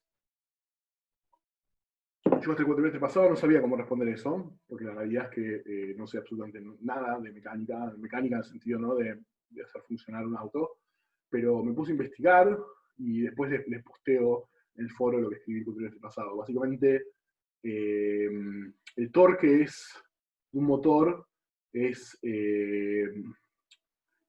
lo que vos querés si querés arrastrar, o sea, generar una fuerza, digamos, grande durante un tiempo más o menos largo, ¿no? Como si vos querés arrastrar un objeto pesado con un camión. En cambio, los caballos de fuerza tienen que ver con si vos querés cambiar de una velocidad a otra velocidad en poco tiempo, o sea, la aceleración. Uno habla de la cantidad, uno habla, digamos, de la capacidad de hacer trabajo, en el sentido de arrastrar un objeto, por ejemplo, y otro habla de la aceleración. Por eso es que típicamente vos querés que un camión grande que vas a usar para arrastrar cosas tenga un motor con un torque grande, pero que un auto deportivo tenga muchos caballos de fuerza. Esa es básicamente y después, justamente, hay y no sé por qué se llama torque, tiene que ver justamente con la definición física de torque, con algo que pasa dentro del motor. Bueno. Bueno, alguien había preguntado, y sí, por supuesto, si la conservación de L depende desde donde yo estoy viviendo el centro de momentos. En base a lo que yo acabo de decir, ¿ustedes qué les parece? ¿Va a depender o no? Sí, totalmente, ¿no? Porque si yo puedo tener un objeto acá, ¿no?, con una fuerza que sea así, ¿no? Entonces, para O, esta fuerza no hace torque, pero para O' sí hace torque. ¿Ok? Entonces, perfectamente puede depender. Bueno, esto fue esto fue la definición de torque para, o mejor dicho, la pregunta de cuándo se conserva el L de una partícula única, podemos hacer nosotros la pregunta un poco más general, de cuándo se conserva L en un sistema de varias partículas. Un sistema de partículas. Donde ahora ya tiene sentido hablar de fuerzas internas y externas porque, bueno, porque yo tengo acá varias partículas encerradas en una línea imaginaria que me determinan cuál es el sistema. Habrá algunas fuerzas que son internas y otras que serán externas del sistema. Entonces, primero, ¿qué quiere decir el L de un sistema de partículas? ¿Ok? Nosotros lo definimos hasta ahora para una única partícula. Bueno, se imaginan que el L para un sistema de partículas se define como el L de la partícula 1 más el L. El torque apunta en la dirección perpendicular a R y perpendicular a P, a F. ¿Ok? Entonces, apunta en la dirección de omega. O sea, en los casos que yo estoy dibujando acá en el plano. O sea, para un movimiento que es así, ¿no? Que vos tenés R, para una fuerza que está confinada dentro del plano, ¿no? Y una fuerza F, así, de vuelta, para un movimiento que está confinado dentro de un plano, porque si no, esta fuerza podría no estar incluida acá. Si está incluida en el plano, entonces estas dos cosas, el producto vectorial, apunta hacia arriba, ¿ok? Entonces justamente lo que hace es que cambie L, pero L no rote, o sea, L únicamente se haga más grande o más chico, ¿está bien? ¿Por qué? Porque su derivada es paralela al vector mismo. O sea, es decir, la derivada de L respecto de T apunta en la dirección Z. Entonces, si L ya apuntaba en la dirección Z, bueno, este torque no va a hacer que L deje de apuntar en la dirección Z. Le va a seguir apuntando en la dirección Z. Si la fuerza fuese otra cosa, podría ser que además que L cambie como vector. ¿Está bien? Pero para este caso plano, apunta normal. ¿Se entiende? R vector F. Bueno, para un sistema de partículas, el L total de un sistema de partículas, o sea, el L de todo el sistema, lo vamos a definir como el L de todas, o sea, la suma de todos los L's. ¿No? Siempre vamos a sumar todo, lo que es lo mismo si queremos hacernos los cancheros, con notación de suma, es lo mismo que decir sumatoria de R y producto vectorial P sub I. ¿Está bien? Este es el L total del sistema. Esto es una definición. O sea, esto no lo deduje. Esto es la definición de cómo se define el L total. La suma de todos los L's. De la misma forma que el P es la suma de todos los P's. ¿No? Entonces, ¿cuándo es constante el L entonces en un sistema de partículas? Bueno, yo voy a hacer una cuenta, la voy a hacer para dos nomás, un sistema de dos partículas, pero no les va a resultar difícil generalizarla o convencerse de que vale también lo que yo voy a escribir para un sistema de 3, 4, 5, n partículas. Yo voy a decir, yo tengo un sistema O, acá, y yo voy a tener dos partículas, M1 y M2, estas van a ser mis partículas, y yo voy a dibujar entonces las fuerzas. Esta es la fuerza que la 1 le hace a la 2, esta es la fuerza que la 2 le hace a la 1, y además, por supuesto, puede ser que haya fuerzas externas, puede ser que haya fuerzas externas sobre la partícula 2, y puede ser que haya fuerzas externas sobre la partícula 1. Entonces, en esta situación, me voy a preguntar cuándo vale entonces que la derivada, cuánto vale que la derivada del L total respecto al tiempo vale 0, que es la condición para que se conserve el L del sistema. Y la derivada del L total, en este caso, es la derivada del L de la primera, L1, partícula, más la derivada de L de la segunda. Y ahora lo que tengo que poner, cuando escribo la derivada de L1, yo lo que tengo que poner básicamente es R1 por las fuerzas, por todas las fuerzas que actúan sobre la partícula 1. Que esas son las fuerzas internas y la fuerza externa también. O sea, sobre 1 actúan, la fuerza Esto, creo que lo hemos puesto antes al revés. Esta es la fuerza sobre 2 hecha por 1. Esta es la fuerza sobre 1 hecha por 2. Entonces, esto es la fuerza sobre 1 hecha por 2, más las fuerzas externas que actúan sobre 1. Y ahora voy a sumar, esto sería este término, ¿no? El R1, producto de todas las fuerzas que actúan sobre 1. Pero voy a hacer lo mismo acá, R2, producto de todas las fuerzas que actúan sobre 2. Esto es R2, producto la fuerza interna, la fuerza que 1 le hace a 2, producto vectorial, la fuerza externa sobre 2. ¿Ok? Esto es el primer término de la derivada de L1 respecto de t, y esto es el segundo.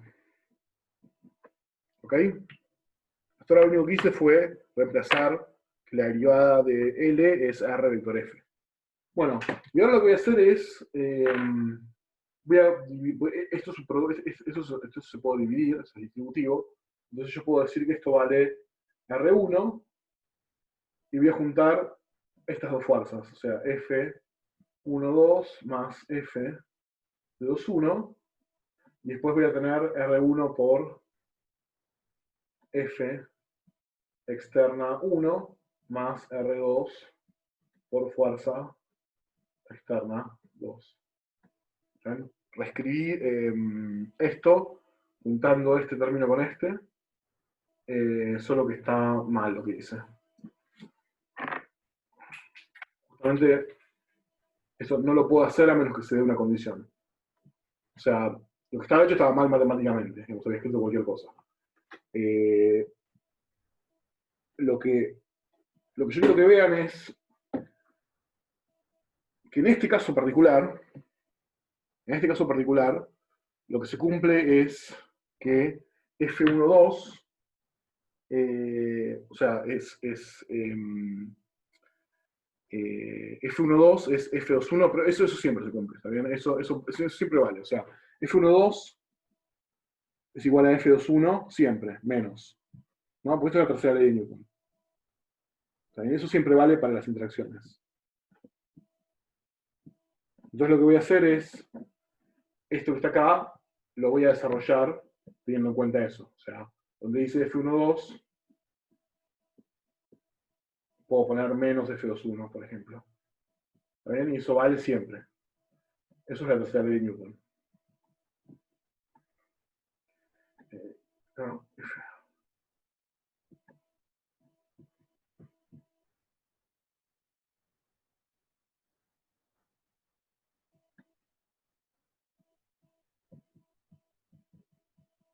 ¿Ok?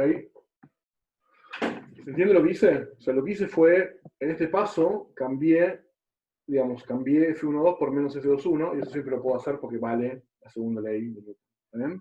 La tercera ley de Newton, perdón. Ahora sí puedo hacer lo que quería hacer, que era sacar factor común, todas las cosas que multiplican esto. Porque ahora yo lo que puedo decir, entonces voy a seguir la cuenta acá arriba, ¿no? La derivada de L respecto del tiempo es igual. Bueno, las cosas que multiplican a F21 es menos R1. Las cosas que multiplican a R2 las cosas que multiplican a F21 es R2 por un lado y menos R1 por el otro lado. O sea que esto me va a quedar R2 menos R1, producto F21, y después me van a quedar el término que es este, por las fuerzas externas,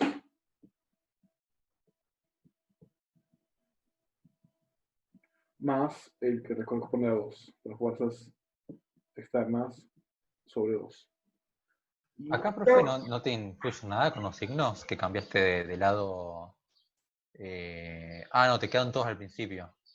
Sí, o sea, esto es lo mismo que esto, digamos. Lo que hice fue, como acá me aparece R1 por F21, entonces en algún lugar de esta ecuación me aparece, digamos, si yo lo pienso, desarrollo, me va a quedar así,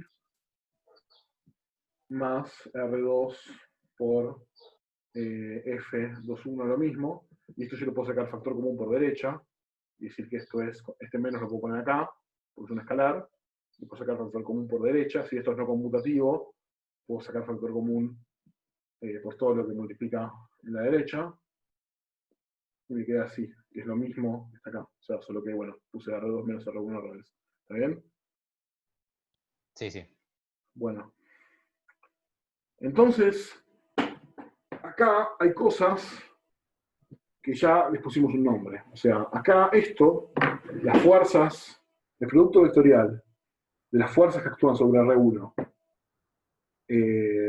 y el producto vectorial de las fuerzas que actúan sobre R2, debido a las fuerzas externas, lo vamos a llamar el torque sobre 1 y el torque sobre 2. ¿Okay? Y estas cosas pueden ser 0 o pueden no ser 0, dependiendo de si hay fuerzas actuando sobre la masa 1 o la masa 2, o dependiendo de si, por ejemplo, son paralelas, si esto es paralelo a esto, va a ser 0, y si no, etc. Pero el problema es que hacer con este término que está acá. Porque este término que está acá tiene que ver con la interacción entre las dos partículas. Fíjense que aparece F21. Acá me aparece solamente fuerzas externas. Pero acá me aparece la interacción. Entonces, acá lo que está pasando es que esto en principio no tiene por qué valer 0. O sea, esto en principio, esta ecuación que está acá no tiene en principio por qué valer 0, pero para la inmensa mayoría de las fuerzas que nosotros conocemos, va a valer 0. ¿Por qué? Bueno, porque fíjense que si yo tengo acá mi origen, yo tengo R2, y acá tengo R1, entonces el vector resta es un vector que está acá, ¿no? Digamos, es R2, mejor dicho, R1, es así, ¿no? Acá, es el vector resta que está acá. Y siempre y cuando las interacciones, el par, digamos, las interacciones entre R2 y R1 estén en la recta que une a las dos, es decir, en la recta que une a las dos partículas, entonces van a ser paralelas. Este vector y este vector van a ser paralelos si la interacción ocurre en la recta que une a las masas. Y todas las interacciones que vimos en la materia son así, ¿no? O sea, siempre nosotros vimos interacciones, por ejemplo, imagínense dos masas con un resorte. Bueno, el resorte empuja o tira, pero siempre en la recta que une a las dos masas. O la atracción gravitatoria, lo mismo. Va a ser atractiva en la recta que une a las dos masas. Entonces, todas las fuerzas que nosotros vamos a ver en esta materia cumplen con esto que está acá. Y siempre, entonces, R2 menos R1 va a ser paralelo a la fuerza de interacción. Y este término va a ser 0 siempre, de forma tal que la derivada de N total respecto al tiempo va a ser igual a Tx, donde esto que está acá es la suma de todos los torques. Torque sobre la partícula 1, torque sobre la 2, más, si hay más partículas, torque sobre la n. ¿Ok? O sea, siempre entonces, si yo considero esta clase de fuerzas, que es la clase de fuerzas que estamos viendo en la materia, hasta ahora, que son fuerzas en las cuales, de vuelta, el vector que une a las dos masas es paralelo a la fuerza de interacción. Entonces, este término se me hace 0, porque son paralelas y el producto vectorial es 0. Me quedan los términos que son únicamente los torques externos al sistema, digamos, porque son torques justamente que vienen por fuerzas externas. Y de fuerza de interacción no me aporta nada. O sea, la fuerza de interacción interna no me puede cambiar el momento. Entonces los torques internos, o sea, esta ecuación que está acá, lo que dice es que la derivada de L respecto del tiempo, en un sistema de partículas, depende únicamente de los torques externos. Y dijimos que eso vale si se cumple esto que está acá. En particular, si fuese que los torques externos fuesen ceros, entonces vale esto. O sea, si los torques externos son 0, entonces el L de un sistema de partículas se conserva. Y para llegar a esta conclusión tuvimos que asumir esto. Bueno, resulta ser que en realidad es más general. O sea, en la física siempre pasa esto. Si bien hay fuerzas que no son así en la física, fuerzas que tienen que ver con interacciones eléctricas, magnéticas, tal, o fuerzas que no actúan en la línea que une las dos partículas, no importa. Siempre la naturaleza de las fuerzas es tal que esto que está acá no se le conocen excepciones en la física. Es algo, digamos, que si bien nosotros tuvimos que asumir cierto tipo de interacciones en particular, para demostrarlo, en general vale, incluso para interacciones que no cumplen con esto. Eso quiere decir que las fuerzas de interacción internas al sistema, las fuerzas de interacción internas, no pueden hacer un torque que modifique el L del sistema, desde adentro. La única forma es aplicarle un torque externo. ¿Está bien? ¿Puede pasar que haya torques internos que no sean cero? Correcto. Puede pasar que haya torques internos que no sean cero, pero la suma de todos se puede cancelar. Es una muy buena pregunta. Patricio lo que dice es, bueno, acá lo que pasó, bueno, es esencialmente, digamos, lo que está pasando acá, ¿no? O sea, los torques sobre la partícula 1 y sobre la partícula 2 no son cero, digamos, necesariamente, ¿no? ¿Por qué? Bueno, vos tenés acá un origen, tenés R1, tenés R2, entonces tenés la fuerza de interacción apunta hacia acá y hacia acá. Y desde este punto, esta fuerza de interacción hace torque. ¿Está bien? Porque no es paralela a la vectorposición. Y desde este punto, esta fuerza también hace torque. Pero los dos torques se cancelan exactamente, y la suma de los dos torques da cero. O sea, la suma de los torques hechos por las fuerzas de interacción internas del sistema da cero. Puede ser que alguna de ellas haga torque, por supuesto, pero la suma total da cero, y da cero siempre. Y de cero incluso cuando no se cumple esto que está acá. ¿Está bien? Demian pregunta, ¿con sodas y poleas puede que no se dé eso? O sea, esto que está acá, a ver. No, bueno, pasa que las sodas y poleas, si vos las mirás microscópicamente, te vas a convencer de que en realidad son muchos pares de fuerzas en las que sí pasa esto. O no, dependiendo del nivel de detalle con el que lo veas. Porque si te empezás a mirar a nivel ahora las interacciones electromagnéticas, digamos, de las nubes de electrones, ahí capaz ya no, digamos, pero si vos lo pensás como un montón de pedacitos, clásicamente, bueno, cada pedacito con el siguiente lo puedes pensar como una interacción de un resortito, y esos resortitos sí cumplen con esto. O sea, en la materia siempre, en esta materia absolutamente todas las interacciones que vamos a ver cumplen con esto que está aquí, pero mi punto es que incluso si en otras ramas de la física eso no pasa, el L total de un sistema de partículas siempre se conserva igual, si no hay torques externos. ¿Está bien? Bueno, eso es lo que me parece importante. Aclarar. Profe, una pregunta.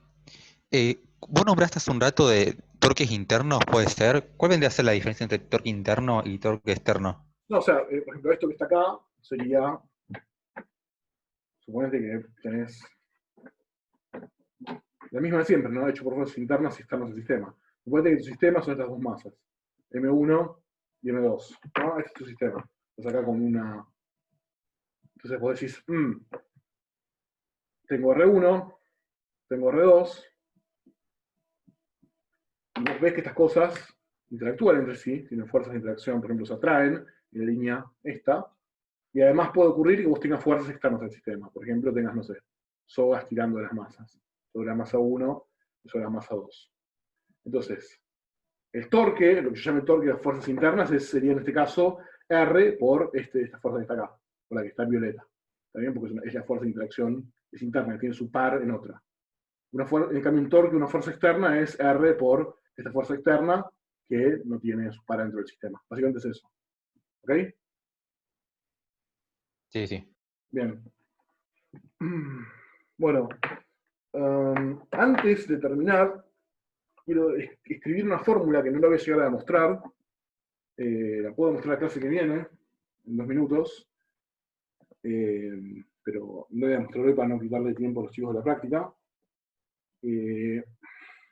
Pero sí la voy a anunciar porque me parece que cierra un poco las ideas lo que estuvimos hablando. Ustedes se acuerdan que cuando empezamos dijimos, bueno, tenemos un problema que es cómo caracterizar el movimiento de un sistema de partículas.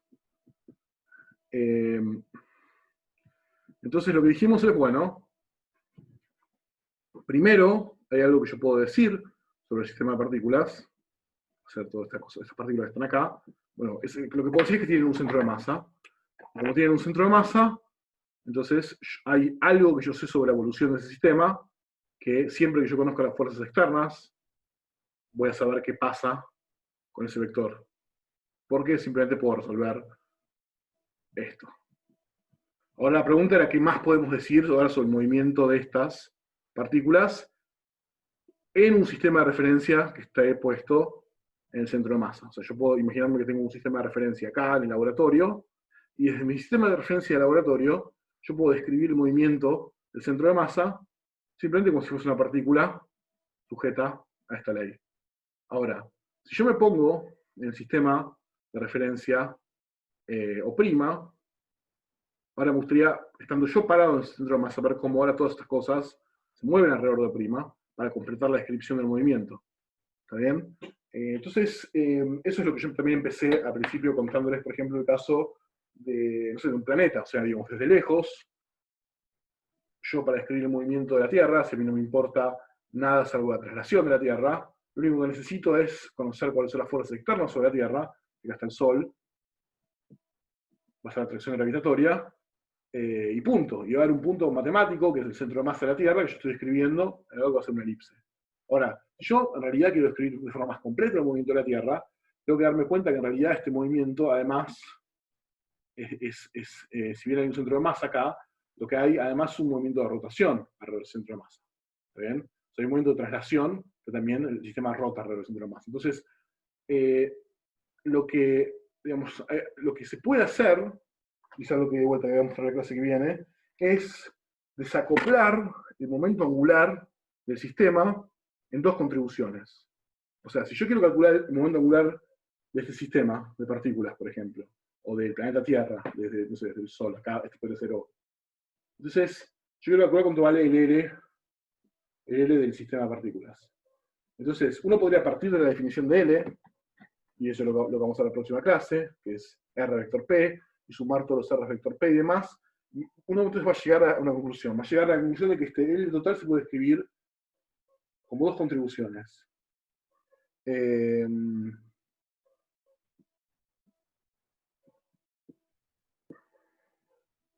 Esto que está acá es el vector posición del centro de masa. Esto que está acá es el momento total del sistema.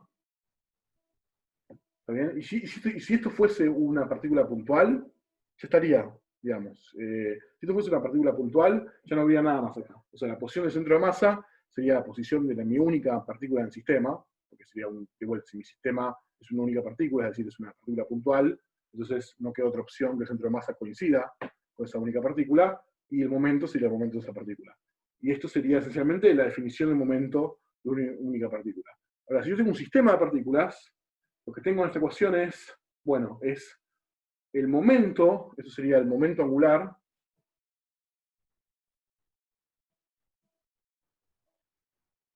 de una, entre comillas, partícula, porque no es una partícula, sino es un punto matemático en el espacio, pero se mueve de acuerdo a esta expresión. El momento angular de una partícula que está en R, o sea, está en la posición del centro de masa y concentra todo el momento, todo el P del sistema. Ahora, esto que está acá, no es, o sea, si yo escribo el L, el momento angular total, desde acá, desde O, por ejemplo, para la Tierra, eso va a corresponder entonces a, bueno, fijarme cuál es la velocidad con la que está moviendo el centro de masa, va a ser una cosa así, R punto, multiplicarlo por la masa total del planeta Tierra, eso es lo que me da el P total, y hacer el producto vectorial con el R del centro de masa. O sea, eso me va a dar la contribución del momento angular debido a que la Tierra está orbitando alrededor del Sol, debido a que este punto, que es el centro de masa, está realizando una órbita, es la contribución entonces al L del movimiento del cuerpo orbitando alrededor de O. Y por eso es que este término se conoce como L orbital. Pero el punto es que esto no puede ser todo para un sistema de partículas, o en general no va a ser todo. ¿Por qué? Bueno, porque el L orbital no va a ser todo el momento angular. Va a haber una parte del momento angular que va a tener que ver con el hecho de que esto, además de estar orbitando, es decir, además de estar cambiando su R, el centro de masa, con la velocidad de esta, está girando sobre sí mismo. Y eso es la contribución, lo que llamé LSM, y eso es básicamente el momento angular computado desde el centro de masa, es decir, la sumatoria de RI' por PI', donde la coordenada primada quiere decir desde el centro de masa. Desde O', que es el centro de masa. O sea, yo me paro en el centro de masa, calculo cuánto van las posiciones del centro de masa, los momentos, y calculo el momento total, entonces, desde 1', que está acá en el centro de masa. Y eso tiene que ver con algo que es una contribución al momento angular que no tiene, está desacoplada de este momento de traslación del centro de masa, y tiene que ver con el movimiento alrededor del centro de masa. Están desacopladas esencialmente por un motivo que es que, por ejemplo, si yo cambio el origen acá, O', el momento angular orbital, va a cambiar, pero este nunca va a cambiar. Este es algo intrínseco al movimiento, porque siempre lo mido desde el centro de masa. Es decir, acá no hay una ambigüedad respecto a dónde mido esto. Siempre lo mido desde el centro de masa. Entonces es una característica intrínseca al movimiento de rotación de las partículas del sistema, por ejemplo. Y esto se conoce como el L de spin. Entonces, L total para un sistema de partículas es el L orbital, que tiene que ver con la traslación del centro de masa alrededor de un origen, o esto depende del centro de momentos,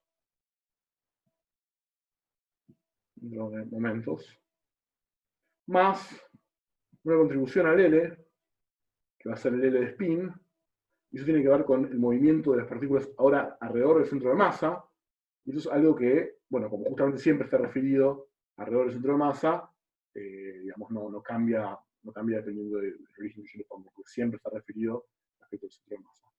Esto es lo que vamos a demostrar la clase que viene, pero quiero que se den cuenta de cuál es la estrategia que está acá. La estrategia es desacoplar, siempre lo mismo, desacoplar el movimiento del centro de masa y su contribución al L, de después el movimiento alrededor del centro de masa y su contribución al L.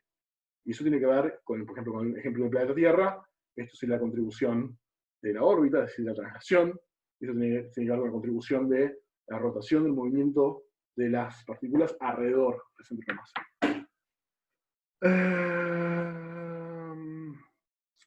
Nada, es un desastre. L de spin, dice acá.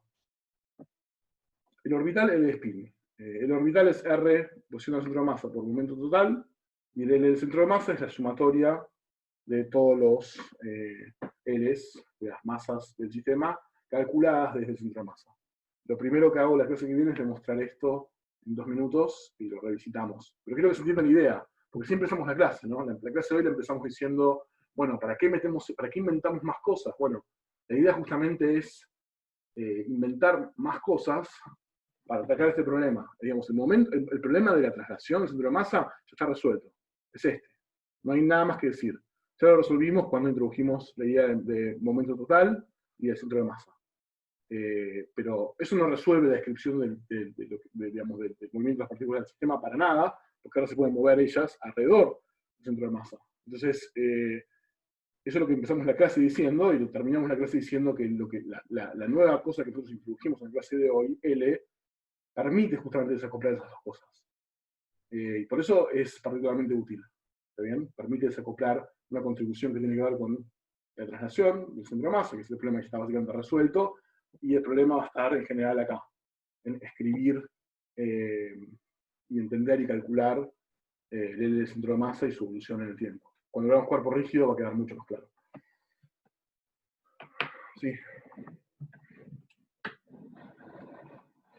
Bueno, pero entonces mi pregunta es, obviamente no saben dónde salió esto porque todavía no lo deduje, pero ¿se entiende la lógica de esto? ¿Se entiende por qué queremos llegar acá? Perfecto. Bueno, en la clase que viene vamos a demostrar que efectivamente se vale eso. Bueno, entonces vamos a terminar puntual y los voy a dejar con los chicos de la práctica, o las chicas de la práctica. A ver quién anda por ahí.